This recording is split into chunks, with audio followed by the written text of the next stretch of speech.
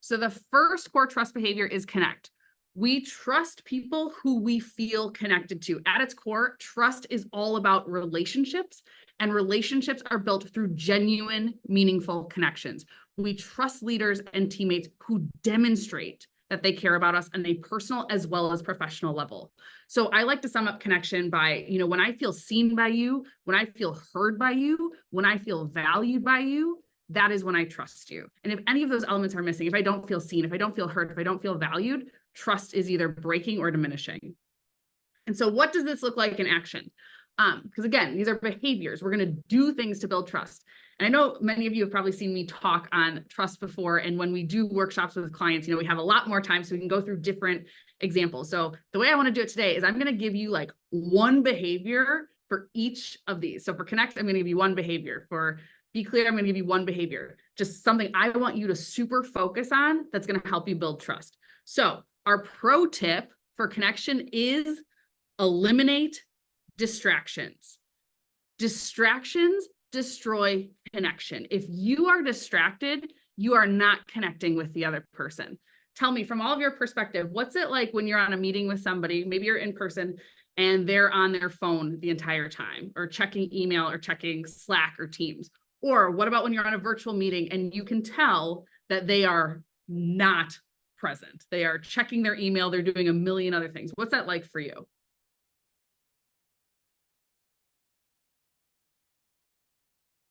Terrible. What's terrible about it for you? It just feels like what I have to say is not interesting enough or doesn't not interesting enough or not like worth your time, and you're just like not interested. Mm-hmm. How about for others?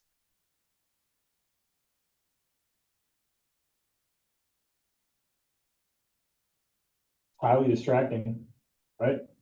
What'd you say? I'm sorry, it's just highly distracting. Just like what was mentioned before. So you're wasting my time now too, right? If you don't want to be here, then get out of the meeting. Mm-hmm. Yeah, time's being wasted. You know that there's actually a term for it now called PHUBD.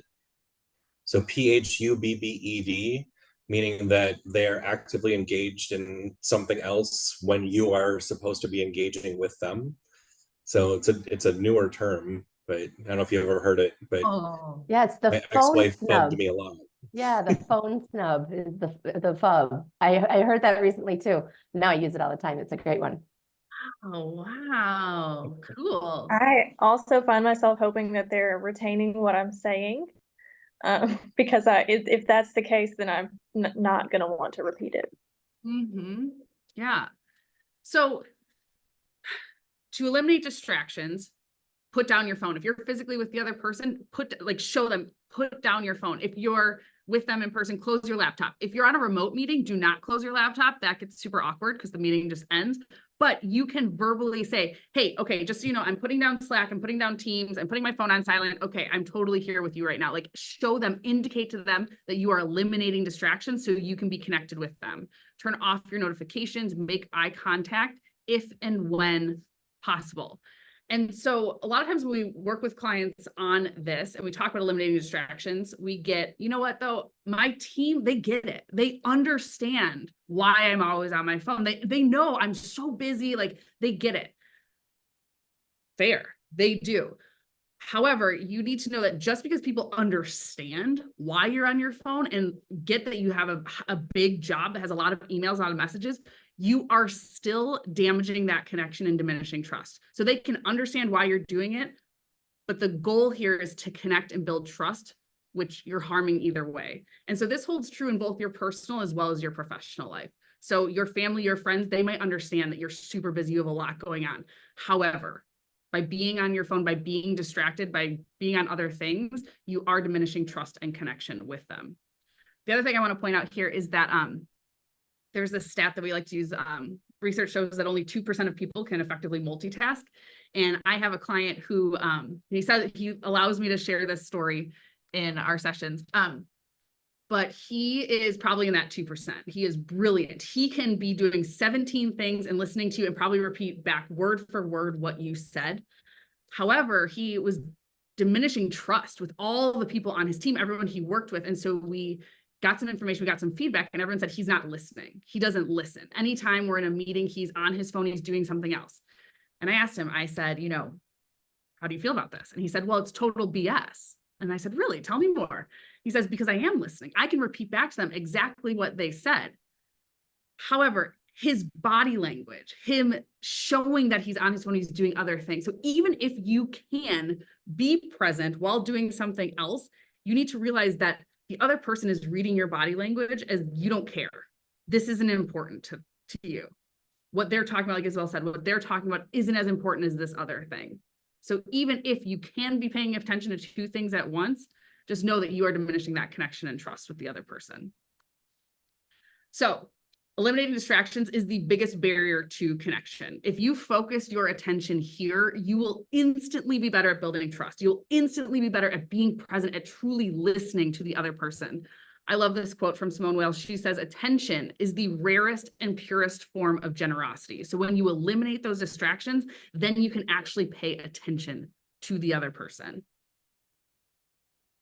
The other thing I want to note here is that you can take this a step further. You can set clear expectations and make this part of your culture. So you can say, hey, on these meetings when we're together, I want us all to put our phones in the middle of the table, all in a stack. We're not checking our phones. Or if it's a virtual meeting, you know, I want to set some new ground rules, some new expectations. I want us all to be on screen and paying attention. I want us to just have one screen up and maybe like a notepad down below. But you can make this part of your culture so that everyone is doing it. Everyone is participating in eliminating distractions. What's coming up for people on this one?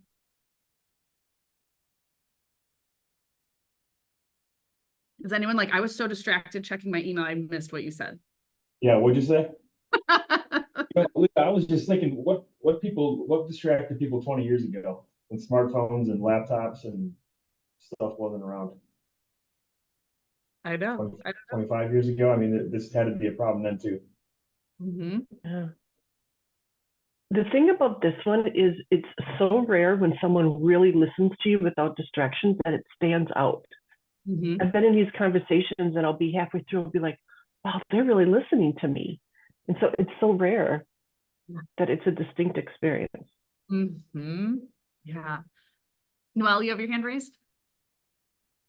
Leah, I love this tip, and it's something that I feel really passionate about. I also find myself challenged by it as a working parent. So I have two boys in care, and I have one who has a medical condition where if he pops a temperature, like I have a very small window of time to get him taken care of, right? And so the idea of not being able to see that the daycare has reached out over Messenger, like, gives me heart palpitations. Yeah. How would you handle that situation? Because I hear you, and I want very much to embrace this, and at the same time, like, I have this external factor that I would just never forgive myself if I missed something that critical. 100%. So with this, you know, you're thinking about building trust and connection with other people. And like you just explaining that to me, I'm like, if I'm ever on a meeting with Noelle, like I expect her to have her phone out and her to be checking. So you can just even say, you know what, I have a child, like my kids are in school or whatever, however you want to say it, but I'm going to have my phone out just in case their school needs to get a hold of me. Otherwise, I'm totally connected. I'm here for you. So it's really just communicating, being clear in your communication to eliminate any confusion for the other party. Because the other party might be like, she's on her phone all the time. However, if they just do like, oh, it's just for her kid's school, like, then they're totally fine with it. That's how Well, I'm in the same situation. I have 5 children with special needs. And at the start of every meeting, if there's somebody new, I say, I need to let you know my phone is on and I have to check it just in case. I'm hoping that nothing happens, but just in case. And people for years have understood, and it hasn't broken any trust for me. Thanks for sharing that. Thank you for sharing. Bill, you have your hand raised? I was going to add that a lot of times the phones, the distractions can lead to the meeting after the meeting because people weren't paying attention during the meeting, or side conversations going on in text about the meeting. Mm-hmm. So I find it's helpful just to, I mean, let's just get it all out in the meeting and then we're done. Yeah. Thank you for sharing that. Did you guys see Bill's comment about when that he actually actively gets himself out of his desk to go meet with somebody face to face so that they know that he values them? I love that, Bill. Great tip. Thanks. Randy, you have your hand raised? Yeah, so I fully agree. When possible, have your phones away or your doodle pad away. But just kind of a personal story, I have a lot of neurodivergency in my family, and I know 1 in 5 of, our workforce are also neurodivergent. And when it comes to my sister in particular, if she's looking at you in the eye, that eye contact, that can be a lot more distracting. And so she pays attention by sketching and doodling. So just kind of keep that in mind too, as you're seeing other people, maybe they might be doodling or not looking at you in the eye. They might not look like they're paying attention, to also just kind of hold a space and not get too offended right off the bat without knowing. Sometimes it might appear that way, but just to be open as well. And Randy, thank you for bringing that up. I do, on the make eye contact, it's if and when possible. And when we do this workshop with clients, we dive deeper into eye contact specifically, because there's research that shows eye contact is a big trust builder. However, with neurodivergent population, that can be an issue. So thank you for bringing that up, because it's important that we all have that awareness to not just make judgments right away, but to take time to really learn and understand the people on our team so that we can be more inclusive. Thank you for bringing that up.